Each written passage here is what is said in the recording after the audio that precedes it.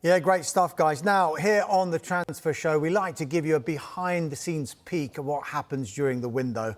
I'm pleased to say we're joined by Hugo Scheckter, founder and managing director of the Player Care Group. Hugo, welcome along to you. Thanks for your time.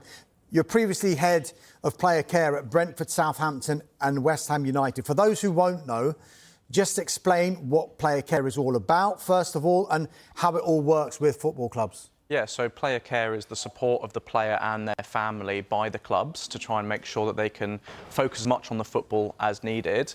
And most clubs in the Premier League will have a player care department within that team, one for the first team and one for the academy as well.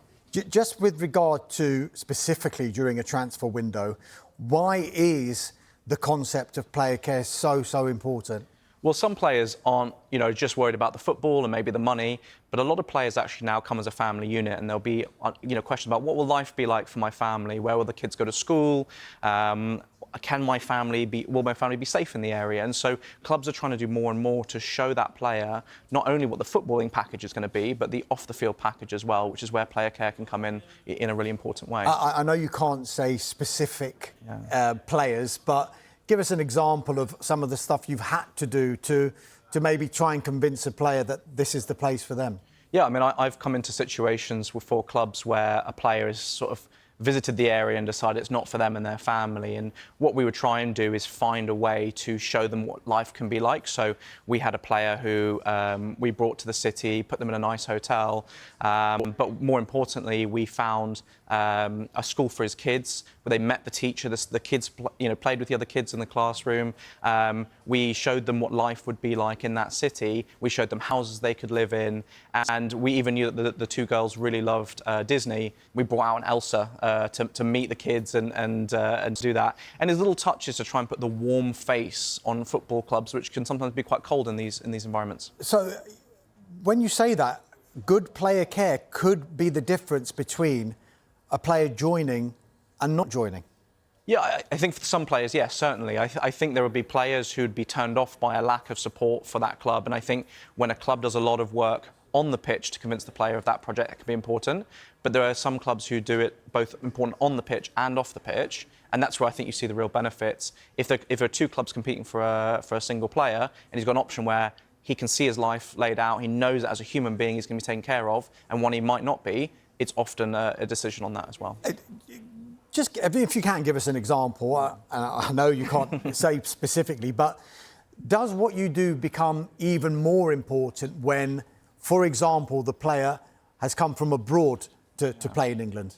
Yes or no? I think it really depends on the player because, if you've got a 34-year-old player starting from Amsterdam to London, it's quite a similar experience. Whereas if you've got a 19-year-old moving from South London to maybe Cornwall, that's going to be a very different experience for them and it might be more of a difference. So I think it's really important to get to know the player, get to know their language ability, get to know their comfort living from home. If they've got parents who are very involved in their lives but are not travelling with them, they might be more isolated than if they've an older player with a partner and children. So it's always looking at the different examples, but we try and understand what's the player's biggest issue and how can we solve that for them or help them solve it. So it might be that the mum and dad are the most important person in their life. It might be the dog is the most important person in their life.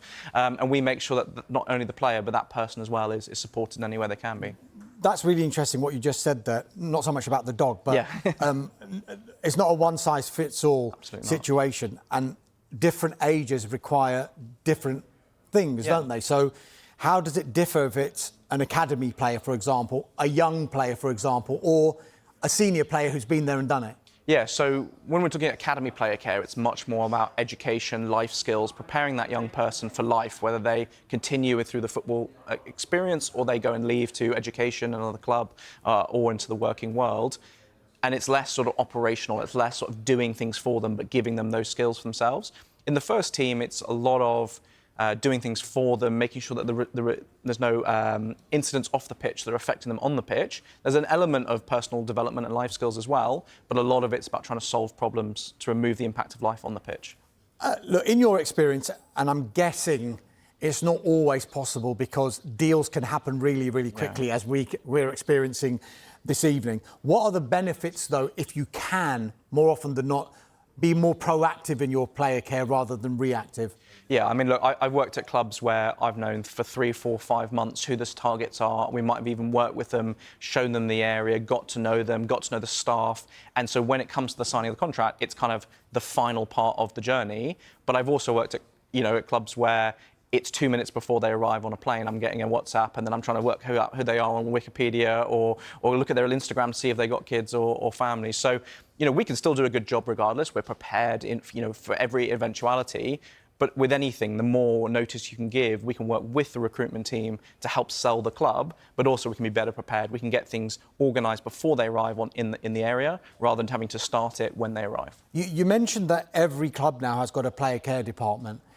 Are they starting to notice, I know it's a phrase that's often overused in sport, but marginal gains, and how much player care can maybe help those players clearly off the pitch, but when they're happy off the pitch, it can translate to what they do on the pitch, can't it? Yeah, and I think we see there's a big difference between what clubs do in terms of player care. It's not kind of an on or off switch, so you haven't either got it or you haven't. There's sliding scales with everything. But I think what we're trying to do is protect the marginal gains that the performance staff are creating at the training ground. The different loading and the different nutrition, all that. Well, it all goes out the window if a player's stuck in a hotel for 4 months, can't cook for themselves, can't live. So we're trying to make sure that the marginal gains that so much money is put into in the club is protected by not having issues off the pitch as much as possible.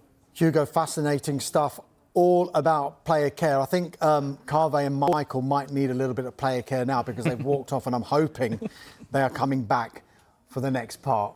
I mentioned Michael then. He mentioned Spurs want to add attacking players in the rest of this window. Could Manchester